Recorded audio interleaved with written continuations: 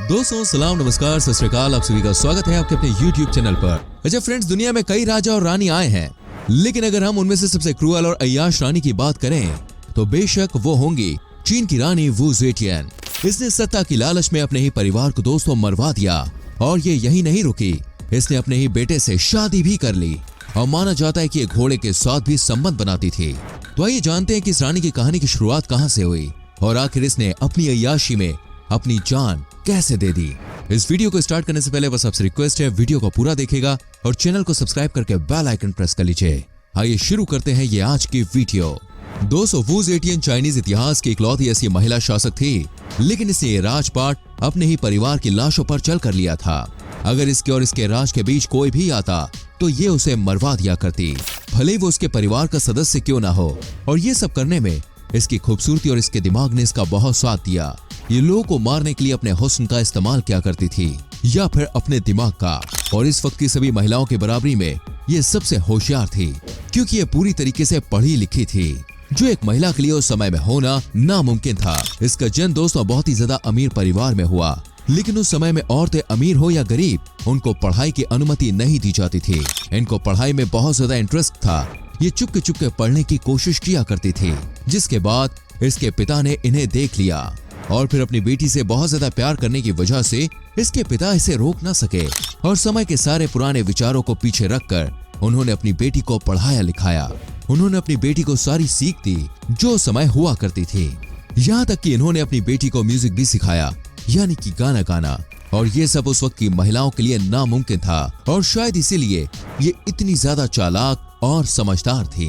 एक बार वू ज़ेटियन एक कार्यक्रम में गाना गा रही थी, जिसे वहाँ के राजा एम्परर ताइजान ने देख लिया और ज़ेटियन को देखने के बाद उस राजा को ज़ेटियन से प्यार हो गया और वो राजा अपने आप को कंट्रोल नहीं कर सका और अगले ही दिन उन्होंने अनुमति भेजी कि वो वू ज़ेटियन को अपनी रखैल बनाना चाहते हैं और अपनी पत्नी के तौर पर रखना चाहते हैं। उस समय में राजा के दरबार में शामिल होना एक बहुत बड़ी बात हुआ करती थी, जिसकी वजह से इस प्रस्ताव को सुनने के बाद तुरंत ही वू ज़ेटियन ने हाँ कर दिया। उनके पिता के साथ उनके परिवार वाले बहुत ही ज्यादा खुश थे, क्योंकि भले ही ज़ेटियन वहाँ रखैल बनकर रहने वाली थी, लेकिन वो उस वक्त बहुत बड़ा ओहदा था और इसीलिए वो सिर्फ 14 साल के उम्र में राजा की उपपत्नी बन गए। फिर वहाँ पर वो रोजाना गाना सुनाने लगी। उनको राजा बुलाते और उनके पास से गाना सुनते। देखते ही देखते सबको पता चल गया कि ये बस गाना ही नहीं गा सकती, ये साथ में होशियार भी है। जिसके बाद राजा ने इन्हें हमेशा के लिए अपने दरबार में एक सलाहकार के रूप में आने के लिए कहा। कोई भी मुसीबत होती तो राजा एक बार इनसे जरूर पूछते और फिर ऐसे ही कुछ महीनों तक चला और राजा इसे और भी ज्यादा पसंद करने लगे। जिसके बाद राजा ने इन्हें कैरन की पोजीशन दे दी। ये जगह राजा की सिर्फ 5वीं पत्नी को ही मिलती थी। एक राजा की कई रानी और उपपत्नियां हुआ करती थी, इसलिए इस रैंकिंग तक पहुंचना बहुत ही मुश्किल था। देखते ही देखते ये राजा के कई काम करने लगी, जैसे रोज उन्हें संगीत सुनाना, उनको सलाह देना, उनके लिए खास चीज बनवाना, यहाँ तक कि वो रोजाना राजा के साथ शारीरिक संबंध भी बनाती थी। जिसके बाद वो राजा की मनपसंद बन गई। वो राजा को कई बार शारीरिक तौर से खुश किया करती थी और जब वो बीमार होते थे तो पूरे वक्त उनके पास ही बैठी रहती और उनकी खूब सेवा करती। एक बार जब राजा ऐसे ही बीमार हुए तब उनके बेटे ली ज़ू उनसे मिलने गए और अपने पिता की जगह उनकी नजर सिर्फ वो ज़ेटियन पर रहती थी। वो दोनों करीब एक ही उम्र के थे, बस वो कुछ साल बड़ी थी। लेकिन ज़ेटियन ये बात जानती थी कि राजा का स्वास्थ्य बहुत ही ज्यादा खराब रहता है और अब वो ज्यादा दिन नहीं जिएंगे। इसके बाद सारा राजपाट ली ज़ू के हाथ लग जाएगा। ज़ेटियन को सत्ता का लालच तो पहले से ही था, जिसके चलते उसने ली ज़ू को अपने प्यार में फंसाया। ये करना बिल्कुल मुश्किल नहीं था, क्योंकि ली ज़ू भी वू से प्यार करते थे। जिसके बाद इन्होंने उससे नाजायज संबंध बनाए। राजा के जिंदा होने के बाद भी ये रोजाना मिलते और शारीरिक संबंध बनाते, क्योंकि वो ये सुनिश्चित करना चाहती थी कि राजा के मरने के बाद राज उसके हाथ में ही जाए। और फिर इन सब के कुछ सालों बाद राजा की मौत हो गई। दोस्तों, उस वक्त एक ऐसा नियम था कि राजा के मरने के बाद राजा की जितनी भी पत्नी और उपपत्नी होती थी, उन्हें दुनिया को छोड़कर अपना सारा समय विधवा आश्रम में बिताना पड़ता था। लेकिन वू ज़ेटियन ने अपने आगे की प्लानिंग कर रखी थी। ली ज़ू जैसे ही राजा बने, उन्होंने अपने सैनिकों को भेजा और वू ज़ेटियन को विधवा आश्रम से वापस बुलाया और उससे शादी कर ली। शादी करने के बाद राजा ली ज़ू ने उन्हें ज़ो की पोजीशन दी। ये पोजीशन उनकी दूसरी पत्नी को दी जाती थी। तब राजा की पहली पत्नी वैंग थी, लेकिन राजा वैंग को बिल्कुल भी पसंद नहीं करते, क्योंकि वो दिखने में तो ठीक ही थी, लेकिन सबसे इम्पोर्टेंट बात ये थी कि वो राजा को वारिस नहीं दे सकती थी, जिसकी वजह से राजा उसे पसंद नहीं करते थे। और इसी चीज का फायदा वू ने उठाया। उसने सोचा कि वो राजा के वारिस की मां बन जाएगी और राजा को खुश कर देगी, और उसने उसके लिए प्लान भी किया। उसने राजा के साथ शारीरिक संबंध बनाए, लेकिन उसका प्लान नाकामयाब हो गया। दरअसल उसे वारिस चाहिए था, लेकिन उसकी जगह उसने एक लड़की को जन्म दिया, जिसके बाद गुस्से में आकर उसने अपनी ही बेटी की जान ले ली। आपको यकीन हो या ना हो, लेकिन ये बात बिल्कुल सच है। इसके बाद वू को एक और आइडिया आया। उसने अपनी बेटी की मौत को अपने लिए इस्तेमाल किया। उसने कहा कि वैंग ने उसकी बेटी को मार दिया। राजा को भी वैंग पर भरोसा था, और ये बात बिल्कुल सही ही लगती है कि वैंग बच्चा पैदा नहीं कर सकती थी, इसलिए उसने जलन में वू के बच्चे को मार दिया। उसने बहुत समझाया, अपनी सफाई दी कि उसने ये काम नहीं किया, लेकिन राजा वू के प्यार में दीवाने थे, और इसलिए उसने वही सुना जो वू ने कहा। फिर उन्होंने वैंग को अपनी पत्नी के पद से निकाल दिया और उन्हें जेल में डाल दिया, और फिर उन्होंने वू ज़ेटियन को अपनी पहली पत्नी बनाया। वो उम्र में बड़ी हो गई थी, लेकिन अभी भी बच्चा देने में सक्षम थी, और साथ में अभी भी बहुत खूबसूरत थी कि कोई भी मर्द इनको देखे तो फिसल जाए। इसके बाद इन्होंने राजा के साथ और शारीरिक संबंध बनाए और 2 वारिसों को जन्म दिया। देश का राजा भले ही लीजू था, लेकिन देश को चला रही थी वू ज़ेटियन। वो रोजाना राज दरबार में आती और अपने ही आदेश से देश को चलाती। उन्होंने अपनी अलग से मोहर भी बना दी थी, और हर एक दस्तावेज पर उनके मोहर का होना जरूरी था, वरना वो दस्तावेज लीगल नहीं माना जाता था। लीजू जहाँ पर भी जाते थे, वो हमेशा उनके साथ रहती थी। पर फिर एक बार बीमारी के चलते उनकी मौत हो गई।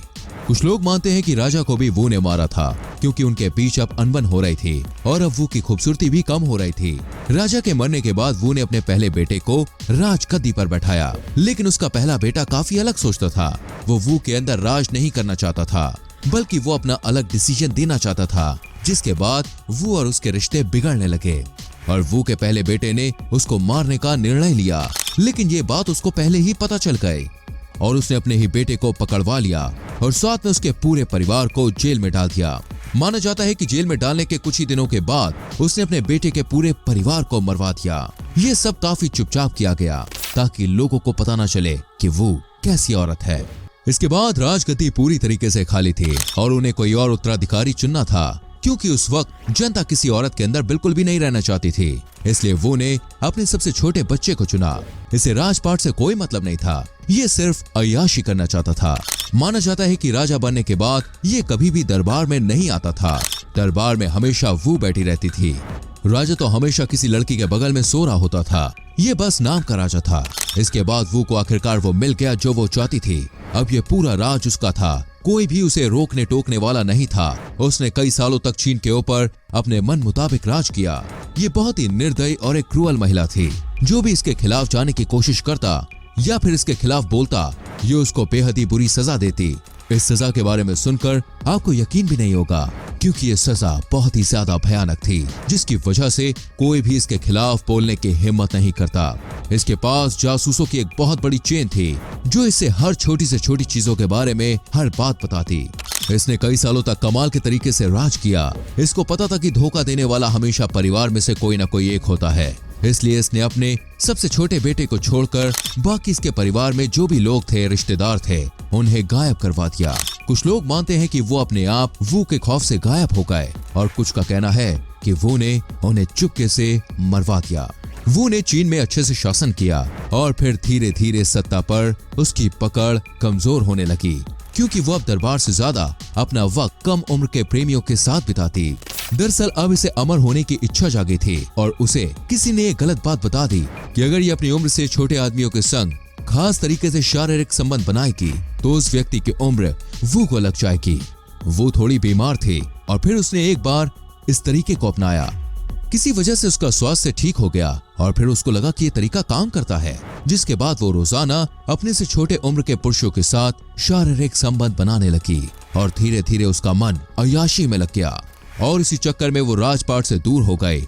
और तभी उसके छोटे बेटे और उसकी पत्नी ने मिलकर राजपाट हथिया लिया। वो ने राज्य दे दिया, क्योंकि वो अब अमर होना चाहती थी। लेकिन एक दिन उसे गंभीर बीमारी हो गई, और इस बीमारी के चलते उसकी मृत्यु हो गई। कुछ लोगों का मानना है कि इसकी ये मौत बीमारी से नहीं हुई थी, बल्कि अमर होने के लिए ये घोड़ों के साथ भी शारीरिक संबंध बना रही थी और इसी चक्कर में इसकी मृत्यु हुई। दोस्तों, फूज 18 के बारे में आप कुछ कहना चाहते हैं तो कमेंट कर सकते हैं। वीडियो को लाइक करके शेयर करें और आने वाली वीडियोस को देखने के लिए चैनल को सब्सक्राइब करके बेल आइकन प्रेस करें, जिससे आपसे कोई भी वीडियो मिस ना हो। मिलते हैं दोस्तों अगली वीडियो में, तब तक के लिए बाय बाय।